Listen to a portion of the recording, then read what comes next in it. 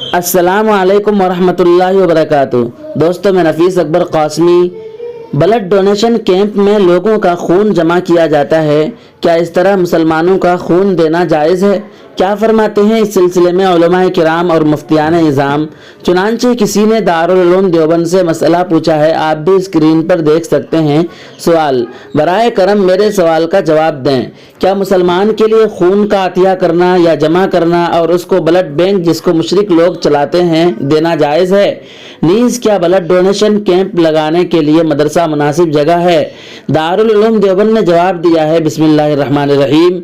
کسی مریض یا مریضہ کو خون کی واقعی ضرورت ہو تو خون دے سکتے ہیں، بشرطے کہ خون دینے والے کو کوئی ضرر لاحق نہ ہو۔ نیز خون مفت دیا جائے، فروخت نہ کیا جائے، کیونکہ مذہب اسلام میں خون کی خرید و فروخت ناجائز و باطل ہے۔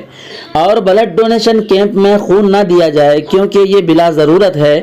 نیز اس طرح کا خون عام طور پر ضرورت مندوں کو مفت نہیں دیا جاتا ہے بلکہ ان کے ہاتھ فروخت کیا جاتا ہے، اور اس مقصد سے بلڈ ڈونیشن کیمپ میں خون دینا کہ کارڈ کی بنیاد پر ضرورت پر اسے یا اس کے قریبی رشتہ دار کو مفت خون مل جائے گا، تو آئندہ خون دینے والے کو یا اس کے قریبی رشتہ دار کو خون کی ضرورت لاحق ہونا امر موہوم ہے۔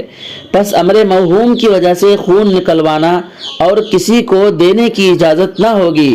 الحاصل کسی مریض یا مریضہ کو ضرورت پر مفت خون دینے کی گنجائش ہے۔ بلڈ ڈونیشن کیمپ میں خون دینے کی اجازت نہیں ہے، اور اس طرح کے کیمپ مدرسے میں لگوانا بھی جائز نہیں ہے۔ دوستو، ویڈیو کے سلسلے میں آپ کی کیا رائے ہے؟ ہمیں ایک پیارا سا کمنٹ کر کے ضرور بتلائیں۔ پھر ملتے ہیں کسی نئی ویڈیو کے ساتھ۔ السلام علیکم ورحمۃ اللہ وبرکاتہ۔